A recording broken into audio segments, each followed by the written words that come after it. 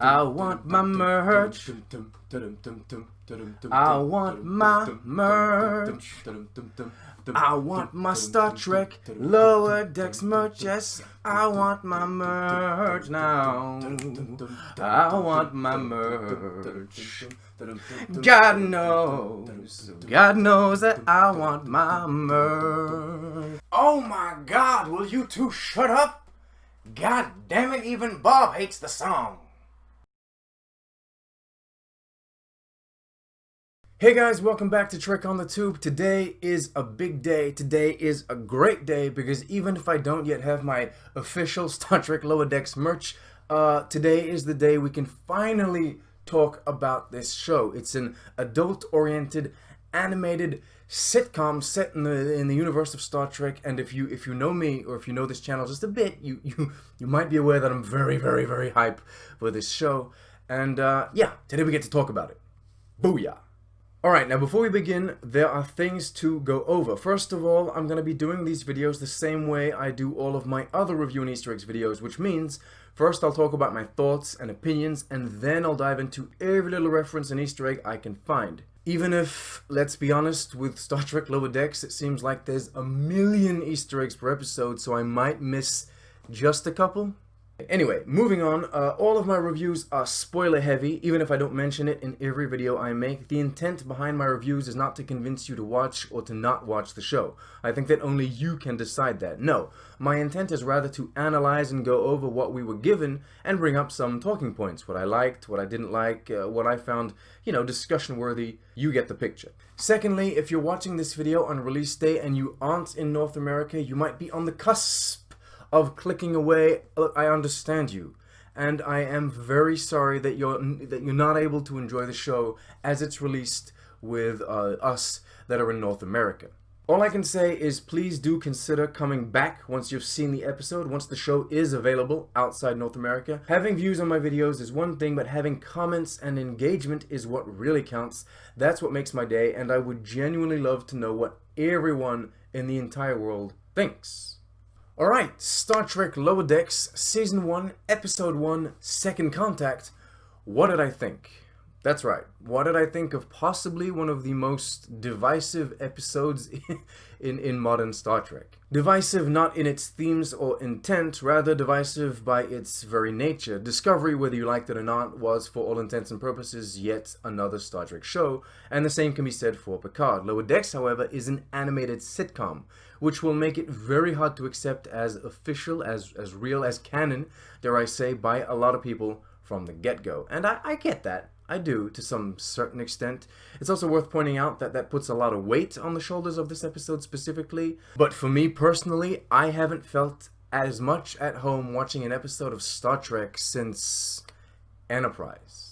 Second Contact blends the now classic aesthetic and calm, composed nature of Star Trek The Next Generation with the fast-paced, choppy delivery and over-the-top style of humor new wave sci-fi animated shows like Rick and Morty or Final Space have to offer. And although that seems like a near impossible feat to accomplish, I actually think this pilot episode, this first episode, manages to handle that balance quite well. Not only does it do a good job establishing the pre-existing universe in which it's set in by visually tying into familiar elements of the franchise and using common tropes such as first contact and diplomatic relations, even if here it is a second contact situation. But it also manages to smoothly introduce us to the newer elements it's bringing to the picture. The characters, the ship, the mission, the comedic style. And yes, I do say comedic style, not just comedy, because comedy itself has been in Star Trek since, the original series. I would even argue that Star Trek IV: The Voyage Home is a full-blown comedy movie that, has some sci-fi elements to it. And somehow it always seems to at least make everybody's top 5. So yeah, comedy is nothing new in Star Trek. The comedic style that Lower Decks delivers, however,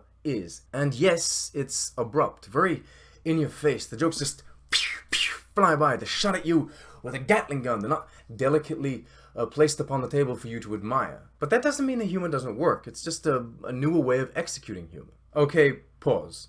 I could go on for hours about what I found funny and what I didn't, and why. I could also start comparing the humor in this show to other comedy shows, but I won't. Because even if everything about art is subjective and therefore, reviews themselves might even seem ridiculous as a concept, humor, comedy, takes that, in my opinion, a step further. In my experience, it is possible to objectively say this story was well written because, I don't know, it makes sense, or this scene looks good because, you know, it's well lit, but a joke, a pun, nothing can explain why I might like it and you won't, or vice versa. The way comedy resonates with every one of us is personal, and it comes from within. So even if I sit here sometimes and tell you, oh, well, this was my favorite joke, this was the joke I liked the least, even if I sit here one day and straight up tell you that episode was not funny, I guess that reviewing comedy will forever remain the least valid part of my videos. On that note, let's talk about everything else. I found the show to be beautiful. The animation is slick, crisp, the movements flow well, the colors pop. I'm a fan of the aesthetics, both the character design and the very next generation ambiance of it all. From the props to the sets and all of the backgrounds. I mean, you know, the environments, the bridge, the bar, the planet's surface. I loved it all.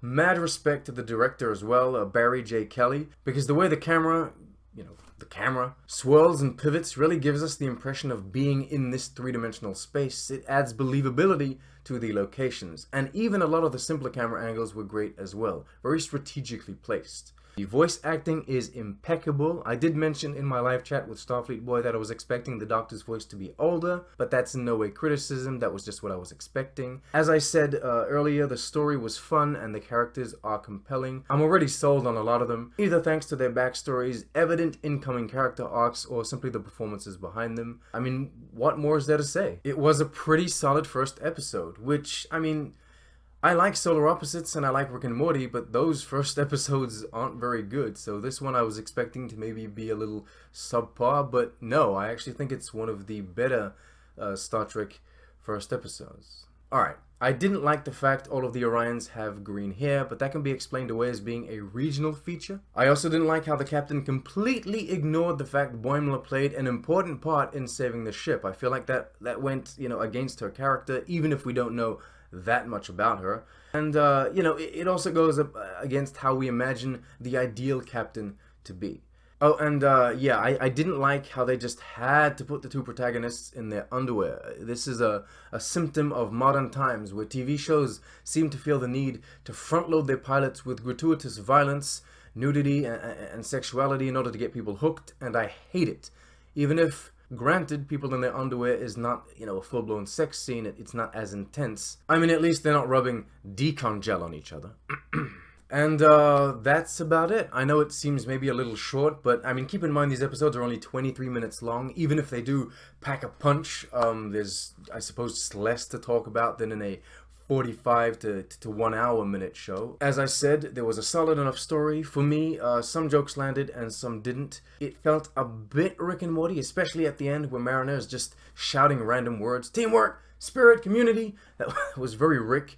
But it also felt very The Next Generation in its vibe. Special shout out to the people that decided to make the officers change the way they speak depending on who they're talking to. The first officer does become more professional when he's speaking as the first officer, either to the captain or to the people on the planet. So I like that. It's visually stunning. I mean, truly, the transporter effect is unspeakably beautiful. The title sequence is also quite nice. I mean, visually, it really encompasses the vibe of the show, even if I found the main theme to be underwhelming. Interestingly, it's the Discovery theme that I prefer the most out of Discovery, Picard, and Lower Decks. That's it. The episode was fun. It was good. It's not the best episode of Star Trek, and I'm sure it won't be the best of Lower Decks, but as I just said, I do truly believe that it earns its spot in one of the highest ranking Star Trek first episodes. Alright, that's it for the review part of the video. Let's now tackle the monumental task of going over every Easter egg and reference to previous iterations of Star Trek I could find. Disclaimer, I will probably miss a few. I am trying to make these videos as complete as possible, but due to the, quite frankly, impressive amount of Easter eggs per minute Lower Decks threw at us, I'm pretty sure I'm gonna miss, you know, some. But that's fine. That's fine. That's fine. That's where you come in. Please do leave a comment in the comment section below stating any Easter eggs that you found and that I missed. And even if, god damn it, my official merch is coming to pieces. And even if you didn't find any, just go check out the comment section below. If someone puts an interesting Easter egg that I missed down, I'll put a little heart so it goes up to the top of the comment section. Where to begin? The name of the episode was written on screen. I know this isn't technically an Easter egg, but it is something that remains Star Trek tradition from the 60s till 2005, and although I will agree it's not a big deal, I would have liked both Discovery and Picard to perpetuate that tradition. In any case, here, now, Lower Decks gave us an on-screen episode title in the Next Generation style, and I love it. Species. On screen, we can see throughout the episode one or more Vulcans, Benzites, Orions, Bolians, Trill, Andorians, Bajorans, Napians, and the general consensus is that this is a Klingon-human hybrid like B'Elanna, but I can't confirm that. Side note, Ensign Tendi is the first Orion we see in Prime Timeline Starfleet. The Chief Medical Officer is a Cation, and she's wearing a Next Generation style lab coat, something Dr. Crusher used to wear quite often. Which transitions us perfectly into technology and props. First of all, we got to see plenty of LCARS. That's the computer interface we saw a lot of during the Next Generation and Voyager. Picard also used an updated version. On the bridge, there are huge panels with stations indicated as engineering or main ops, for example. This is also something we saw on the bridges of our hero ships in the Next Generation and Voyager. This is an MSD, a Master Display System. Basically a kind of map of the ship. We've seen a lot of these in Star Trek before. Tendi arrives on the ship with this barrel-shaped bag featured for the first time in the Next Generation. Rutherford is seen using this toolkit, which was seen being used by O'Brien in Deep Space Nine. We get a few crew members wearing visors, which is the special device that enable the blind, such as Geordi LaForge, to see. Many other props are made to resemble identical tools from other shows, the phasers, the tricorders, the hyposprays, etc. I won't be mentioning these things in future episode reviews because, I mean, there comes a point where they're no longer Easter eggs, they're just a part of the world. Much like the pattern enhancers that we've seen a style of in basically every Star Trek show at this point. These ones do look a lot like the Voyager ones, however. This is the Argo buggy, or at least a vehicle very similar to it. The Argo was first featured in the movie Nemesis. This is the holodeck, which resembles the style that was featured in the Next Generation, and thus on the Enterprise D. This standard issue Starfleet shovel is the same as the one we saw in the Next Generation. These spacesuits cried first contact to me. As you can see, they are very similar. If I'm not mistaken, they're the same as the ones in Voyager. Quick mention about the uniforms that we see throughout the episode. They're not ones that we've ever seen before on screen, but they do work well as a pre-Picard style. Alright, this space station is a space dock type station. We saw this model for the first time in Star Trek III, The Search for Spock. It's then been featured both in The Next Generation and Discovery, as well as other movies before coming back here. It's the build style I'm talking about here. It's not the same station specifically. Anyway, Tendi on the holodeck asks to see a certain place on her home planet, Orion, and though this is technically the first time we ever see the planet on screen, a lot of the visuals were borrowed from the infamous Orion slave girl scene. The shuttles here, much like the uniforms, aren't an exact replica of something that we've seen before, but they do borrow much in aesthetics and in design philosophy, so they feel right at home in this era of Star Trek. Moving into sound effects and music, many of the sound effects and sound bites have been plucked directly from the Next Generation, including the hypospray noise, the error sound, the comm badges, the transporter sound, basically all of the beeps and boops the computer makes. I'm pretty sure the music playing in the background when Rutherford and his date walk on the hull of the ship is the music from First Contact, and during that walk we get a reference to the band The Monkees. This was actually pointed out to me again during the live stream of Starfleet Boy. It would seem this is the first canonical reference to the band, but Chekhov was, as the people in the chat told me, apparently supposed to be a direct reference to one of the band members. I didn't know that. I actually didn't know The Monkees. Don't hate me. Continuing on with the title sequence, I know I'm not doing this in any particular order, and I'm sorry, but there's just so much to talk about. I wouldn't know how to organize this any better than what I'm doing so far. So bear with me. The title sequence. From a musical standpoint, there's a bit of Next Generation vibe to it. I mean, you know, people are saying it feels very 90s, and visually, it seems to basically be a comedic parody of Voyager's title sequence. The title sequence also features a battle sequence between the Borg and the Romulan Star Empire. The Romulan Star Empire are using the Daedarex class warbirds, which are from the Next Generation, but the Borg cubes do seem like the Picard Borg cube. Moving on to those references that can be found not as visuals but in the dialogue, Boimler's log from the beginning of the episode contains a stardate that roughly translates to the year 2380. The internet told me this, people, believe me, I didn't do the calculations or conversions because I have no understanding of prime timeline stardates. Anyway, it had already been said that the show was going to take place in 2380, but now it's confirmed on screen. Just to contextualize this and to make sure everyone is on the same page. Lower Decks takes place in the prime timeline, just like every other Star Trek TV show we've ever had. Nemesis, the movie, took place in 2379. Voyager ended in 2378. Picard picks up in 2399. Lower Decks, as we said, 2380. Boimler, during the tour of the ship, mentions cetacean ops, which is one of the strangest, most bizarre ideas ever added into Starfleet. Apparently, when they conceptualized the Next Generation and the show's hero ship, they wanted something called cetacean ops to be on the show, which is essentially a dolphin room, where the dolphins are a part of the crew. Now, although we've never actually seen this on screen, Geordi does ask a Ferengi once in the Next Generation if he's seen the dolphins yet, seemingly confirming the canonicity of the concept. Boimler also name drops the sonic showers, which are a big thing mainly in Voyager. At the very end of the episode, Mariner self-designates herself Boimler's mentor before vomiting numerous Easter eggs at the audience's face. She mentions Spock.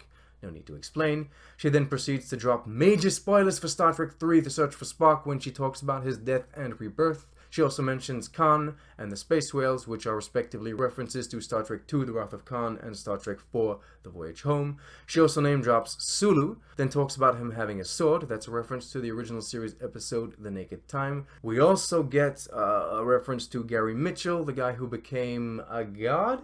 And of course, Kirk himself needed to be name dropped, as was Worf and Deanna Troi, both from the Next Generation. In that scene, Mariner also calls Boimler her Chadich from now on, baby. From what I understand, a Chadich is someone that engages in combat in the place of the person challenging a ruling of the Klingon High Council, because that person is not allowed to do so themselves. I don't really get why she calls him her Chadich, unless what she means is from now on, he's going to be doing all the work, since she's the mentor. I guess in some strange way, he's going to be doing the fighting, but it seems like a stretch. Anyway, Mariner talks about a Klingon prison, probably Rurapente. The Klingon prison first introduced in Star Trek VI, The Undiscovered Country. It then showed up again on Enterprise. There's no way of confirming that she's talking about Rurapente, of course, but usually when a Klingon prison is mentioned, it is just that one. Random as it may seem, this science officer, he's a Vulcan, and he gets black goo all over his face during the attack, and I'm pretty sure he's made to look like Mirror Spock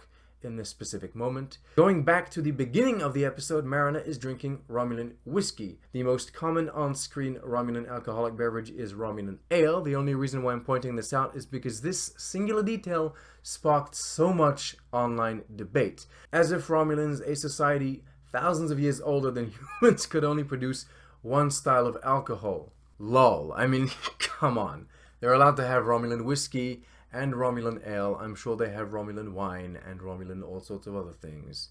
You know, come on. Boimler is in the cupboard with what seems to be Nomad, or at least something very similar to it. I don't know how Nomad would have wound up on the bloody Cerritos. At that point, Mariner name drops Worf. That's twice in one episode. She may be a fan, or simply he's famous. I mean, it makes sense. He is the first Klingon in Starfleet. She also talks about a Klingon with an eye patch. Immediately, I thought Martok from Deep Space Nine. Others thought Chang from The Undiscovered Country. Truth is, the amount of Klingons with eye patches must be pretty damn high, so chances are it's just, it's a reference to neither. Among the things she's carting around can be seen the ever-returning bottle of Saurian brandy, the spiked ball weapon Tasha used in the very celebrated, highly respected Next Generation episode Code of Honor, and what seems to be a copy of the Ferengi Rules of Acquisition in its cheapest possible binding. I don't know if I really need to say this, but I will nonetheless. The blade that Mariner swings at Boimler multiple times, the bat sword, one of Batman's preferred weapons. I'm kidding. It's a batleth. It's a Klingon batleth. Come on. Captain Freeman and her ready room also has some fun little references in it, mainly in the form of objects. The first is a very obvious baseball, that's clearly a reference to Cisco and Deep Space Nine. There's also what seems to be Pike's hat from the cage, or at least a hat similar to it. The other things I don't think are supposed to be references to anything specific. You know, there's a sextant, etc. Which brings us finally to the end of these Easter eggs. A flag of the state of California can be seen on Captain Freeman's wall. This is most likely because the ship itself is a California-class ship. To add further layers and depth to all of this, the ship's name is the Cerritos, which is a California county and city, and all of the shuttles that we see on screen named are named after California state national parks: Joshua Tree, Redwood, Yosemite, Death Valley, etc. Mike McMahon, I love you, and I love your show. Just, you can't do this to me in every episode. It's too much. I can't handle it. It's too much to go over. Oh my god. Oh my god. Okay, that's it. That's my review. That's the Easter eggs. Actually, there is one final Easter egg, which isn't so much a reference to any other iteration of Star Trek. Simply, when Mike McMahon pitched the show to Alex Kurtzman, he said, and I quote, "I want to do a show about the people who put the yellow cartridge in the food replicator so a banana can come out the other end." And in the beginning of this episode, we see Boimler struggling with a malfunctioning replicator, spitting out hot bananas. So I guess Mike McMahon managed to squeeze in the original pitch for his show as an Easter egg. I like that. It's fun. Alright, that's it, people. Thank you so much for watching. It means the world to me. Remember to like, subscribe. You can support this channel on Patreon like all of these fantastic people. We're building towards a goal. We have a goal, and once that goal is met, I can buy all this new equipment and make this channel look better, sound better, feel better. All right. What else do I have to say? Yes, that's right. I want to thank you all for your patience. I'm not in the position to be able to release these episodes the day of these reviews the day the episode comes out. I can't do that. I have to, you know, I got the job and the family and baby on the tube, what have you. So yeah, and it takes a while to try to condense and find all of these Easter eggs, rewatch the episode multiple times. I like to kind of know how the internet and how the world feels about each episode as well. So yeah, these episodes, these reviews will be dropping probably Tuesdays, sometimes maybe Wednesdays. Yeah, thank you for your patience. I love you all. I love the show, and I hope my real official merch will be arriving sometime soon. See how professional this is. See how good this looks. Look at that. I'm an artiste. All right. Live long and prosper.